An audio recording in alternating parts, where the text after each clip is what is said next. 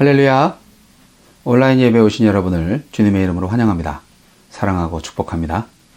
이 시간 영과 진리로 예배하실 때 하나님께 찬송 올려드리겠습니다.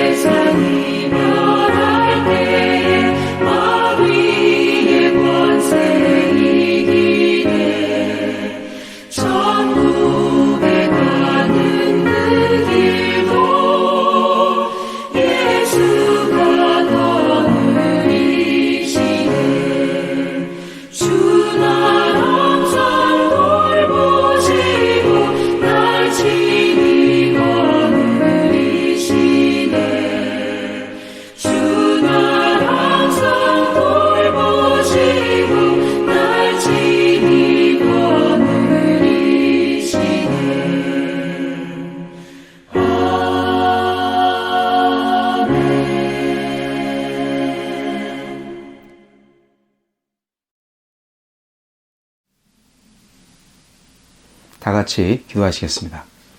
거룩하시고 자비로우신 하나님 아버지께 영광과 감사를 올려드립니다.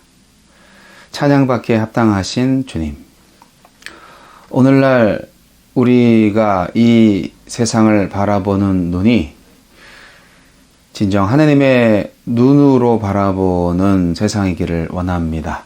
그러나 우리가 인간의 한계를 가끔은 잊어먹고 마치 우리가 다 할 수 있다고 생각하는 것처럼, 다 알고 있다고 생각하는 것처럼 인간 중심주의, 인간 최고주의에 빠져서 하나님을 무시하는 때가 종종 있음을 고백합니다.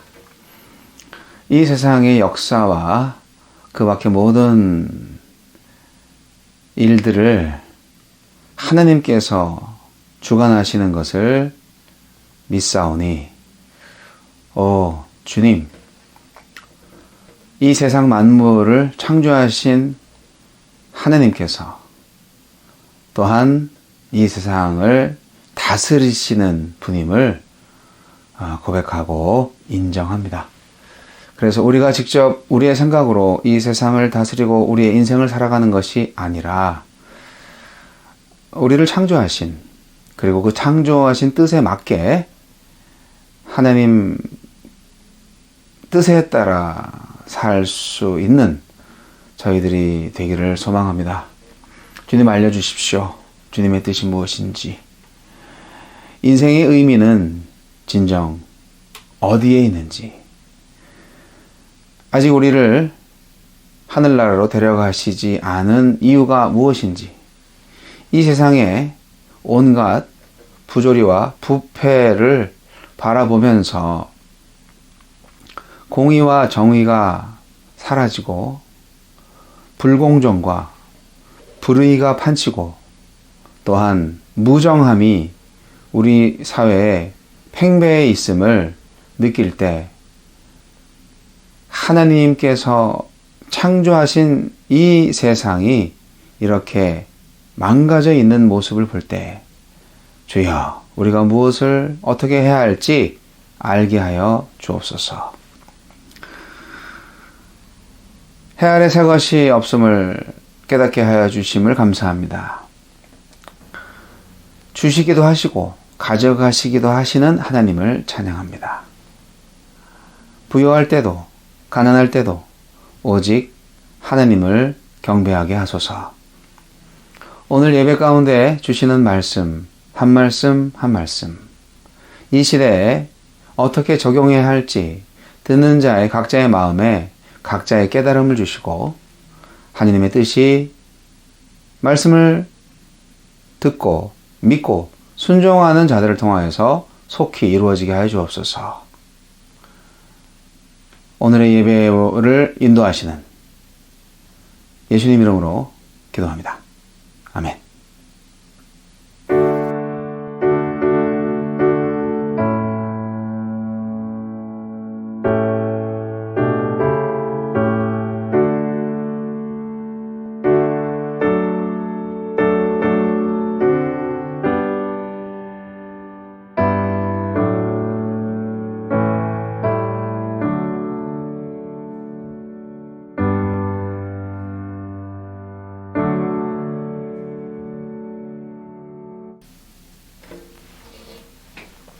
다시 한번 헌신의 마음을 가지고 하나님께 찬송 올려드리겠습니다.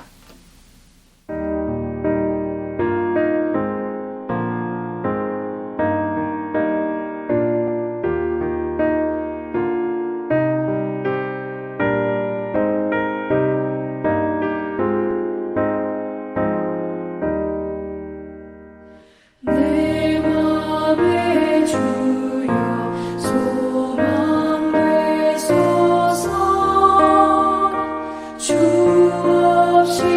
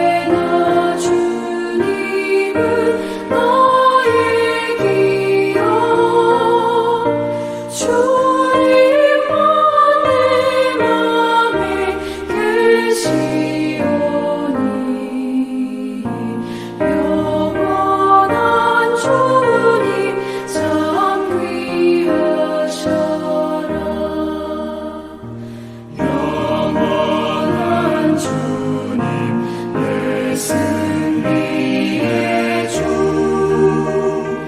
하늘의 기쁨을 주옵소서. 어떠한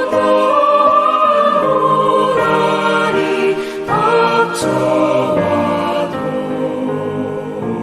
만유의 주여 소망 되소서.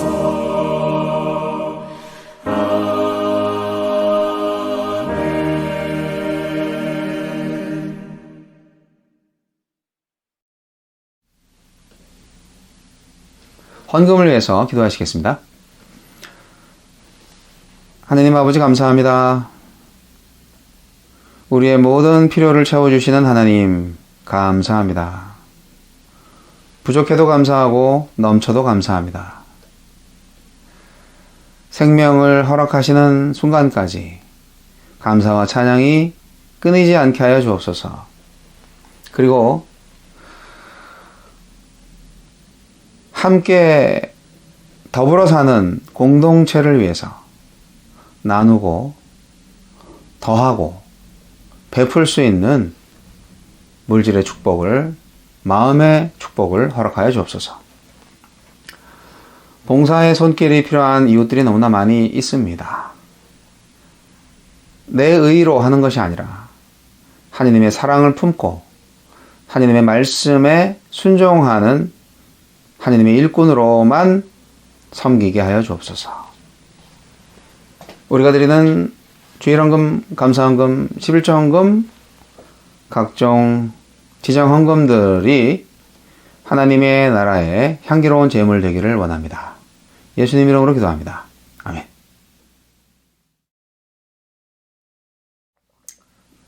오늘의 말씀은 전도서 7장 13절로 14절 말씀 보겠습니다.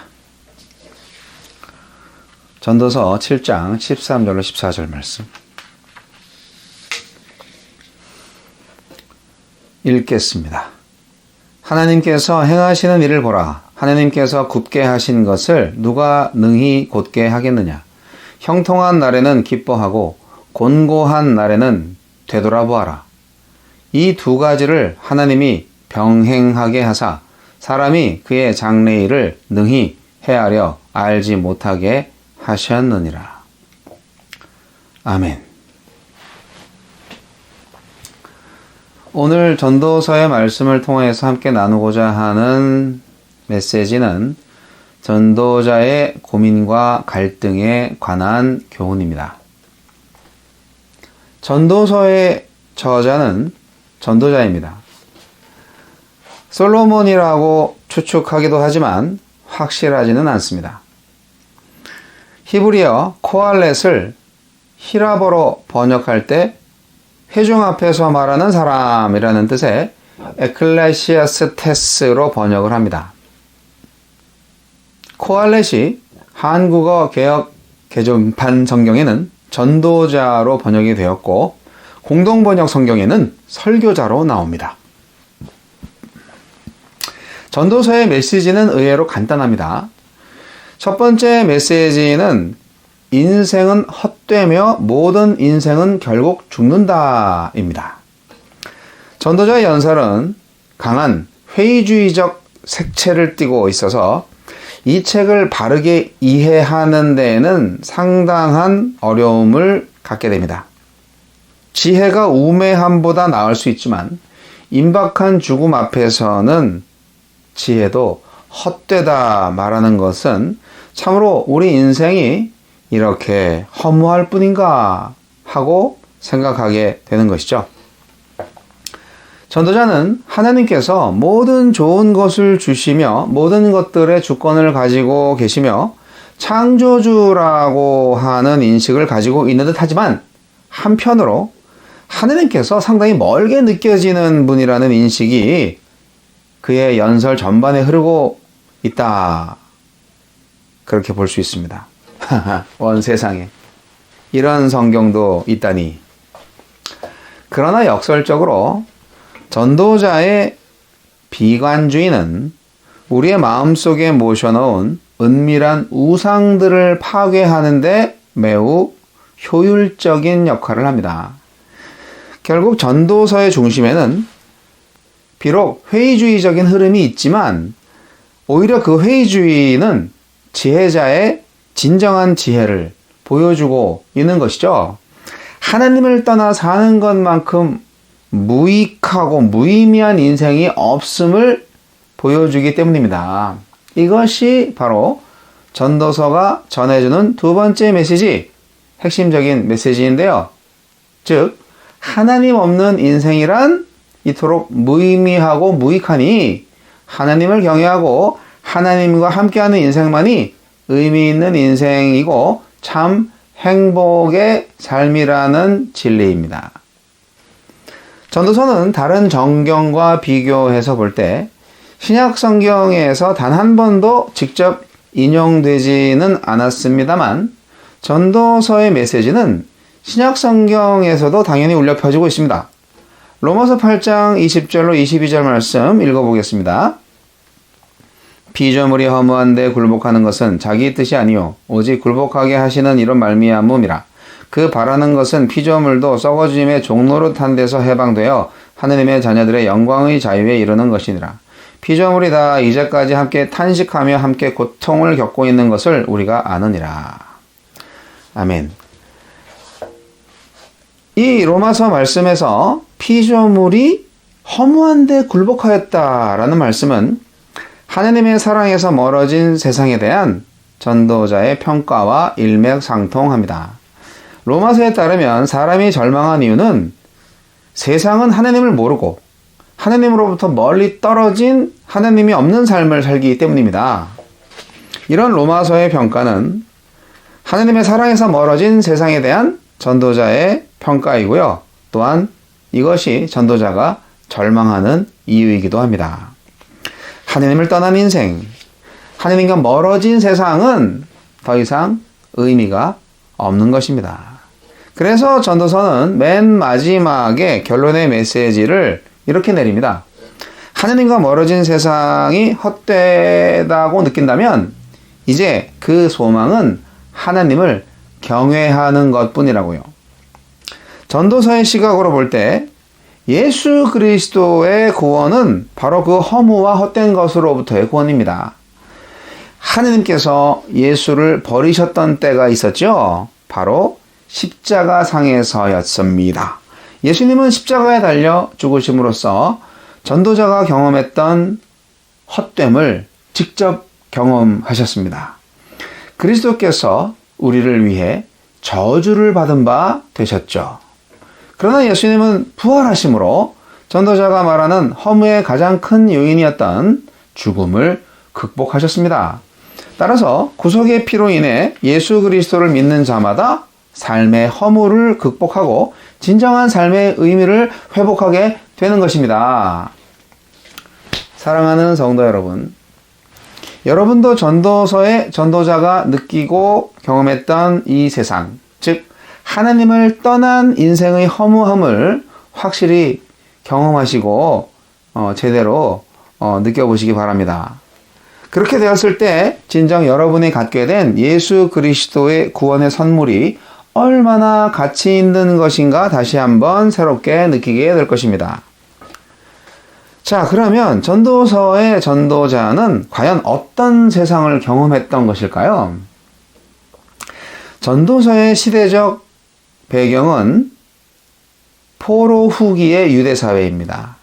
유대사회는 기원전 6세기 바벨론의 침략과 그로 인한 예루살렘 성 파괴와 다윗 왕조의 몰락, 그리고 유대인의 그 바벨론 유배와 같은 엄청난 국가적 위기를 겪게 되었죠.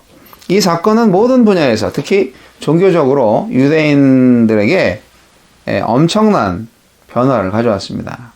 사실 구약 성경의 상당 부분이 이 시대의 전후를 그 저작 배경으로 삼고 있는데요. 예를 들면 예레미야, 에스겔, 이사야 일부분, 학개, 스가랴, 말라기, 에스라, 느헤미야, 역대기 등이 바로 바벨론의 유다 침략과 그 이후의 시대를 역사적 배경으로 삼고 있는 거죠. 이와 함께 유대가 겪었던 또 다른 변화는 그 이후에 일어난 페르시아의 지배와 헬라 국가의 등장에 따른 막대한 영향에서 왔습니다. 이것으로 이스라엘은 모든 면에서 총체적인 변화를 만나게 되는데 바로 이 시대가 전도서가 저작된 시기입니다. 전도서의 저자는 기원전 4에서 3세기경에 유다에 영향을 끼쳤던 헬라 문화의 산 증인이었습니다. 소위 헬라화가 본격적으로 시작되는 이 시대는 유대인 사회에 전에 없던 새로운 정신과 사상이 전달됩니다. 정치, 무역, 경제 상황과 기술과 같은 영역 모두 헬라 정신의 영향을 받기 시작했죠. 기술의 발달이 각 분야에서 이루어졌고요. 농업을 변화시켰고 시장은 빠르게 확산되었습니다. 기술, 과학, 문명이 급진전하던 시대였습니다. 이 시대는 헬라 문화의 우월감과 낙관주의가 팽배해 있었고요. 사람들은 최고의 것들을 경쟁적으로 소유하려고 애썼습니다. 이 시대는 헬라화라는 시대 정신에 몰입되어 세계를 향한 진출과 성공의 기회가 많아지면서 유대의 젊은 세대들과 또 거기에 심취한 사람들이 그 어떤 무한한 기회와 가능성에 전심전력하는 분위기가 가득했던 시대라고 볼 수 있는 거예요. 하지만 사회적인 억압 구조 역시 상당했습니다. 헬라인이 아닐 경우에는 야만인으로 취급됐고요. 그들의 생활 조건은 비참했습니다. 비헬라인들을 대상으로 노동 착취가 일어났고 독립적인 수공업자와 소기업은 망하게 되었습니다. 자유경쟁과 경제적 부흥으로 돈에 대한 새로운 인식이 생겨났습니다. 그 결과 많은 이들이 경제적 부의 축적과 신분 상승과 같은 소위 성공이라는 것에 집착하게 되었습니다.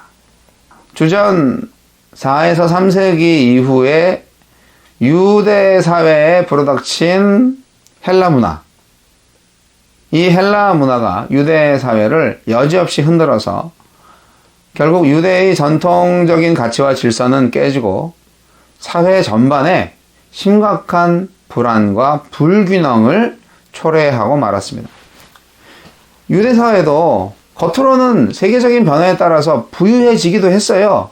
그러나 정치적인 속박만이 아니라 모든 면에서 종주국인 헬라 국가에 의존해야 했던 유대 사회에는 정체성과 생존의 위기를 한꺼번에 겪어야 했습니다.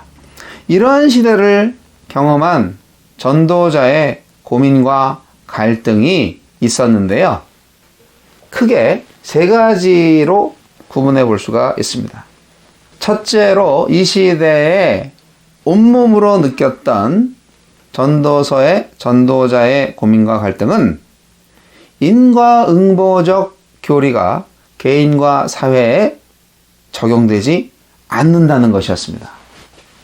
규범적 가치에 모든 것을 걸었던 입장에서는 상당한 충격이었겠죠. 전도서 7장 15절과 8장 14절 말씀을 읽어보겠습니다. 전도자는 이렇게 한탄스러운 메시지를 내고 있는 거죠. 전도서 7장 15절. 내 허무한 날을 사는 동안 내가 그 모든 일을 살펴보았더니 자기의 의로움에도 불구하고 멸망하는 의인이 있고 자기의 악행에도 불구하고 장수하는 악인이 있으니. 전도서 8장 14절. 세상에서 행해지는 헛된 일이 있나니 곧 악인들의 행위에 따라 벌을 받는 의인들도 있고 의인들의 행위에 따라 상을 받는 악인들도 있다는 것이라. 내가 이르노니 이것도 헛되도다. 이렇게 전도자는 그 시대의 현실 속에서 전통적인 신앙관이 무너지는 것을 경험했던 것입니다. 그리고 두 번째 전도자의 고민은 불의한 정치와 사회에 관한 것이었습니다. 전도서 3장 16절 말씀 읽어봅니다. 또 내가 해 아래에서 보건대 재판하는 곳 거기에도 악이 있고 정의를 행하는 곳 거기에도 악이 있도다. 또 전도서 4장 1절로 2절 말씀 내가 다시 해 아래에서 행하는 모든 학대를 살펴보았도다. 보라 학대받는 자들의 눈물이로다. 그들에게 위로자가 없도다. 그들을 학대하는 자들의 손에는 권세가 있으나 그들에게는 위로자가 없도다. 그러므로 나는 아직 살아있는 산 자들보다 죽은 지 오랜 죽은 자들을 더 복되다 하였으며 또 전도서 5장 8절은 이렇게 기록합니다. 너는 어느 지방에서든지 빈민을 학대하는 것과 정의와 공의를 짓밟는 것을 볼지라도 그것을 이상히 여기지 말라. 높은 자는 더 높은 자가 감찰하고 또 그들보다 더 높은 자들도 있음이니라. 그야말로 사회가 엉망진창인 거죠. 전도자의 세 번째 고민은 시기하고 경쟁하는 이웃에 관한 것이었습니다. 헬레니즘의 영향으로 가장 두드러진 사람들의 변화는 헬레니즘의 세계화 유행에 합류하려는 사람들이 물질적으로 풍요로운 생활과 사회적 명성을 얻으려고 애쓰는 모습이었습니다. 모든 사람들이 부지런히 그리고 열정적으로 일했습니다. 그 시대는 이방 문화의 우월감과 낙관주의가 팽배해 있었고 사람들은 그것을 경쟁적으로 소유하려고 했지만 식민지 국민들은 열등감과 소외감을 경험할 수밖에 없었던 것이죠. 이런 시대에 전도자는 불의와 억압과 거짓 환상을 비판하고 모든 것은 헛되고 하늘 아래 새로운 것이 없다고 부르짖고 있는 것입니다. 여러분의 세상, 여러분의 시대는 어떻습니까? 오늘날의 세계는 어떻습니까? 전도자는 헬라 문화라는 신문화에 떠밀려서 단지 외형적이고 형식적인 종교 행위만 무성한 습관적인 종교인들에게 신앙의 본질을 회복할 것을 권고하고 있습니다. 참 신앙인은 지혜자입니다. 참 신앙인은 하나님을 경외하는 사람이요 창조주를 기억하는 사람이요 하나님의 계명을 지키는 사람이요 정의와 공의를 행하는 사람입니다. 성도 여러분, 해 아래 인생에 대한 집착을 버리고 오직 하나님을 경외하는 하늘 시민의 인생을 사시기 바랍니다. 기도하시겠습니다. 하나님 아버지, 헛되고 헛되며 헛되고 헛되니 모든 것이 헛되도다 노래한 전도자의 마음이 가슴 아프게 다가옵니다. 전도서의 전도자의 시대와 오늘날 우리의 시대가 별반 다를 바 없습니다. 주님, 우리는 어찌해야 할까요? 민주주의 사회라 할지라도 온갖 불공정과 불평등과 많은 부패, 욕망에 중독된 사람들의 만행이 막 저질러지고 있는 것을 보게 됩니다. 하느님의 사람들은 어떻게 살아야 할까요? 지혜를 주옵소서. 우리는 믿습니다. 언젠가 하나님이 심판하실 거라고. 의인은 의인대로, 악인은 악인대로 말입니다.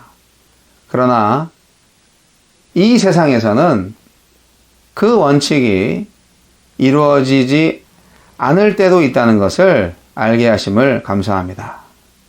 모든 인생은 바람에 흩날리는 먼지와 같지요. 하느님을 떠난 인생이라면 말입니다. 이제 우리가 하느님 손에 잡혀 있으니 오직 하느님을 경외하는 인생으로 새롭게 변화되어 예수 그리스도의 생명을 갖고 하느님의 나라에 온전히 살게 하여 주옵소서. 주님의 계명을 지키게 하옵소서. 주님의 뜻을 이루게 하옵소서.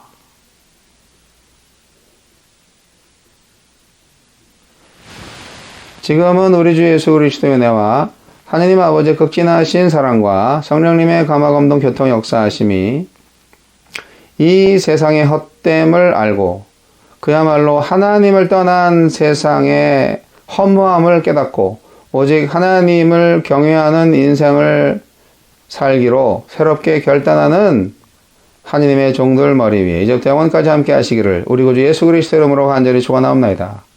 아멘.